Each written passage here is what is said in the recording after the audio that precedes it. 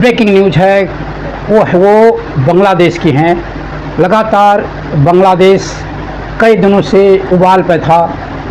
उसका परिणाम ये हुआ कि शेख हसीना को अपदस्थ कर दिया सेना ने और शेख हसीना भारत आ गई। इसके बाद बांग्लादेश की स्थिति पहले से भी और ख़राब हो गई। कर्फ्यू का उल्लंघन करते हुए इन लोग ढाका पहुँचे और ढाका में बहुत तोड़फोड़ की। इससे शेख हसीना का भारत आना, भारत की सीमा पर एक स्थितियाँ देश के अंदर, पड़ोसी देश के अंदर स्थितियाँ बेकाबू होना, और क्या इससे भारत की सुरक्षा पर असर पड़ेगा या फिर बांग्लादेश की स्थिति में नॉर्मल सी आएगी, सामान्य हो जाएगी जल्दी, और बाकी देशों की जैसे चाइना है वो हमेशा इन मौक़ों को भुनाना की कोशिश करता है और जो दक्षिण एशिया में है अपनी पैठ बढ़ाने की कोशिश करता है। अमेरिका है, इनका इस पर क्या प्रतिक्रिया है और किस तरीके से वो ये सारी चीज़ों को देख रहे हैं, इस वीडियो में विस्तार से बात करेंगे। आप वीडियो को अंत तक देखें। नमस्कार, मैं नंदन सिंह बिष्ट, आप देख रहे हैं इमेम दस्तावेज। अगर आप इस वीडियो को YouTube चैनल पर देख रहे हैं और चैनल पर नए हैं तो चैनल को सब्सक्राइब करें, बेल का आइकन भी दबाएं। अगर आप इसको फेसबुक पेज पर देख रहे हैं तो पेज को लाइक करें। अगर आप इसको इंस्टाग्राम पर देख रहे हैं तो हमें फॉलो करें और वीडियो को शेयर करते रहें। शेख हसीना देश उसने छोड़ दिया है और लंदन में जा रही हैं। इसके बाद जो उनके विपक्षी नेता थे वहाँ पर, जिनको उन्होंने जेल में बंद कर रखा था, खालिदा जिया, राष्ट्रपति ने उन्हें रिहा कर दिया।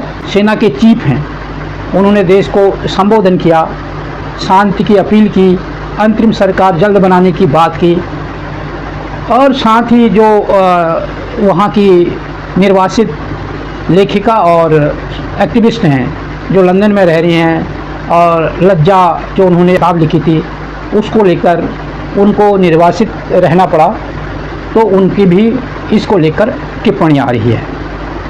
आर्मी ने उन्हें शेख हसीना को विवश किया बांग्लादेश छोड़ने के लिए।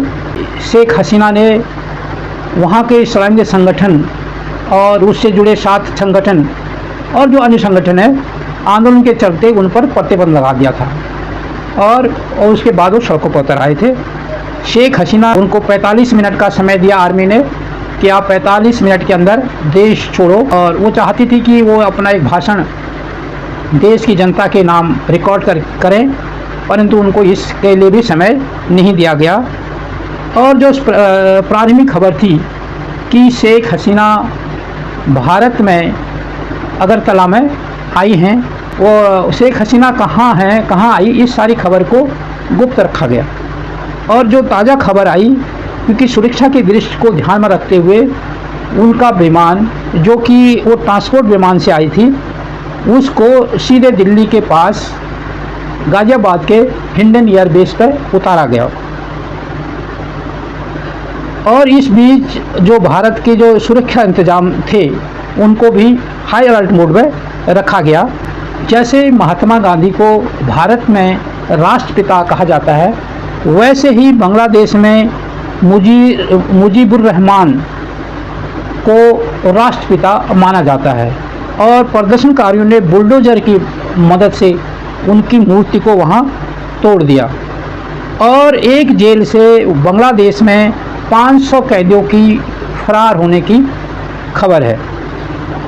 और हथियारबंद लोगों ने, बताया जा रहा है कि हथियारबंद लोगों ने वहाँ पर जेल में आग लगा दी और भीषण आगजनी और हिंसा की खबर वहाँ पर है।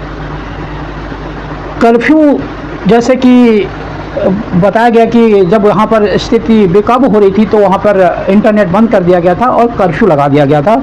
और इन सब के बावजूद ढाका के शाहबाग चौराहे पर भारी संख्या में लोग इकट्ठे हुए और ये खबर है करीब 20 लाख लोगों ने ढाका कूच के लिए निकल पड़े थे। और प्रदर्शनकारियों और जहां उसके बाद जो प्रदर्शनकारी थे और अवामी लीग जो शेख हसीना की पार्टी है, उनके समर्थकों के बीच में भी झड़पें हुई और पुलिस और छात्रों के बीच में भी झड़पों की खबर है। और इस बीच पुलिस ने जमकर आंसू गैस और जो स्टेन ग्रेनेड का इस्तेमाल किया।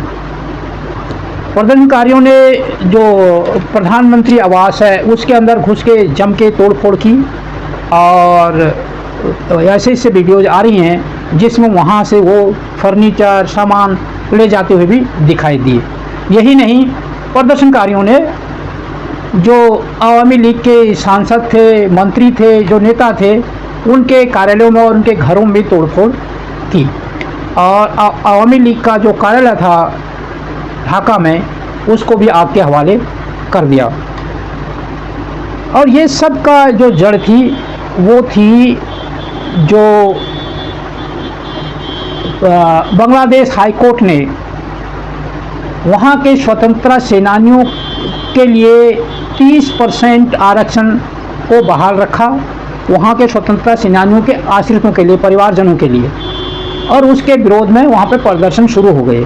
लगातार प्रदर्शनों के चलते शेख हसीना ने वहाँ के जमात ए इस्लामी संगठन है और उस पर, उससे जुड़े छात्र संगठन और उससे जुड़े जो अन्य संगठन थे, सब पर प्रतिबंध लगा दिया था। और इस कदम को देखकर वो सब लोग सड़कों पर उतर आए, सड़कों पर प्रदर्शन होने लगा और जिसका परिणाम ये खालिदा जिया को देश छोड़ना पड़ा, इस्तीफा देना पड़ा और वहाँ की स्थिति अभी भी बेकाबू है। इस बीच जो 1993 में तस्लीमा नसरीन ने एक वो लिखा, किताब लिखी लज्जा, और उनकी उस किताब पर बांग्लादेश में प्रतिबंध लग गया, जबकि वो विदेशों में बहुत बिकी और उनको वहाँ से निर्वासित कर दिया। फिर वो भारत में रहने लगी। उन्होंने अभी बीच में उन्होंने वो क्या हुआ कि वो उनकी माँ काफ़ी एकदम मृतशैया पर थी, तो 1999 में वो अपनी माँ को मिलने मृतशैया में देखने बांग्लादेश वापस आई। तो उस समय शेख हसीना की सरकार थी, तो उन्होंने उनको निष्कासित कर दिया और तब से वो अब बांग्लादेश पर आने पर उनको प्रतिबंध है, वो लंदन में है। तो उन्होंने कहा कि वो जो थी हमेशा कट्टरपंथियों की आलोचक रही हैं और धर्म निरपेक्षता की बात करती हैं। तो उन्होंने कहा कि जब मेरे को शेख हसीना ने इसलिए देश से निकाला ताकि जो इस्लामिक कट्टरपंथी हैं या फिर जो इस्लामाबाद वाले हैं वो खुश हो सकें, और उनको खुश करने के लिए मेरे को देश से निकाला गया। आज खुद उन्हीं लोगों के दबाव में शेख हसीना को देश छोड़ना पड़ रहा है। और हम ये चाहते हैं कि बांग्लादेश में पाकिस्तान जैसी हालात ना हो और बांग्लादेश में सेना का शासन ना हो, वहाँ पर जो राजनीतिक पार्टियां हैं उनकी सरकार बने, लोकतांत्रिक सरकार बने, धर्मनिरपेक्ष सरकार बने। ये बात कही तस्लीमा नसरीन, जो बांग्लादेश की से निष्कासित की हुई लेखिका और एक्टिविस्ट हैं। शेख हसीना को वहाँ से बांग्लादेश से वो इस्तीफ़ा देकर उन्होंने अपना इस्तीफ़ा जो थे वहाँ के राष्ट्रपति मोहम्मद शहाबुद्दीन को सौंपा। उसके बाद शहाबुद्दीन जो वहाँ के राष्ट्रपति हैं, उन्होंने विपक्षी नेताओं से बातचीत की और जो वहाँ के पूर्व प्रधानमंत्री खालिदा जिया जो जेल में बंद थी उनको रिहा करा दिया। और उसके बाद जो इनको देश से निष्कासित करने के बाद वहाँ के जो सेना प्रमुख हैं वक़ार उज़ जमान, उन्होंने अपने भाषण में कहा कि हमने सारे जितनी पार्टियां हैं उनसे बात की है और हम देश में जल्द अंतरिम सरकार बनाने जा रहे हैं और लोगों से अपील की कि वो हिंसा ना करें, तोड़फोड़ ना करें। ये सारी देश की संपत्ति का नुकसान है। आपकी जो भी मांग है वो हम पूरी करेंगे कि हम सभी पार्टियों से मिलकर यहाँ पर जल्दी अंतरिम सरकार बनाएंगे। और कहा जा रहा है कि आज जो विपक्षी पार्टी है बांग्लादेश नेशनलिस्ट की पार्टी, उसने कहा है कि आज ही वहाँ पर, आज के दिन वहाँ अंतरिम सरकार बनानी चाहिए। नेता विपक्ष राहुल गांधी हैं और प्रधानमंत्री दोनों को डॉक्टर एस जयशंकर विदेश मंत्री मिले और उन्होंने स्थिति की उनको जानकारी दी। और प्रधानमंत्री आवास पर गृह मंत्री, रक्षा मंत्री और राष्ट्रीय सुरक्षा सलाहकार एवं प्रधानमंत्री की बैठक हुई और इन सारी बातों पर एक ब्रीफ किया प्रधानमंत्री को सबने कि क्या हालात हैं।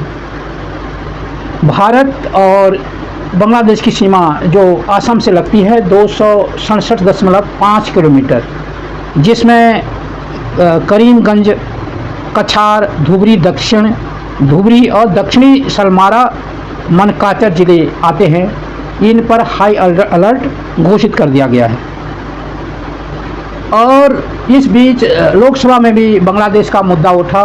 कांग्रेस के मनीष तिवारी ने कहा कि बांग्लादेश पर जो स्थिति पर भारत क्या कर रहा है और इन सारे चीज़ों का जो चाइना है वो हमेशा फ़ायदा उठाता है और वो अपने पैर पसार रहा है दक्षिण एशिया में।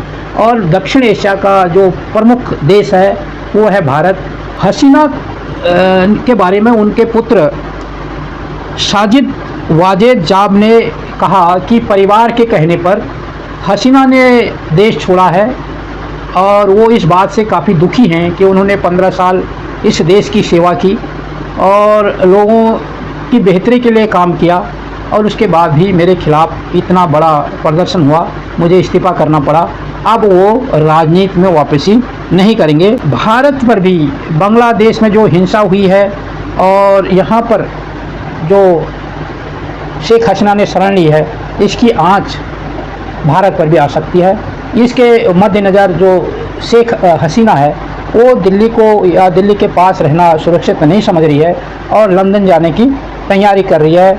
और विदेश मंत्री ने बताया कि जो अभी एक उन्होंने सर्वदलीय बैठक की और उस बैठक में उन्होंने बताया कि बांग्लादेश में भारत के 12 से 13 हज़ार लोग हैं और अगर स्थिति ज़्यादा ख़राब रही तो वहाँ उनको एयरलिफ्ट भी करना पड़ सकता है। हम स्थिति पर नज़र बनाए हुए हैं और जैसे भी जो स्थिति होगी उससे सबको अवगत कराया जाएगा। इन सब पर आपकी क्या राय है और आपके पास वहाँ बांग्लादेश के बारे में और ज़्यादा कोई जानकारी है तो आप अपनी टिप्पणी में ज़रूर साझा करना। अगर आपको हमारी वीडियो पसंद आई हो तो इसे लाइक करें और ज़्यादा से ज़्यादा शेयर करें ताकि बाकी लोगों तक भी ये जानकारी पहुँच सके। हमारे चैनल को सब्सक्राइब करना बिल्कुल ना भूलें और हमारी वीडियोस को सबसे पहले देखने के लिए बेल आइकन को भी जरूर प्रेस करें।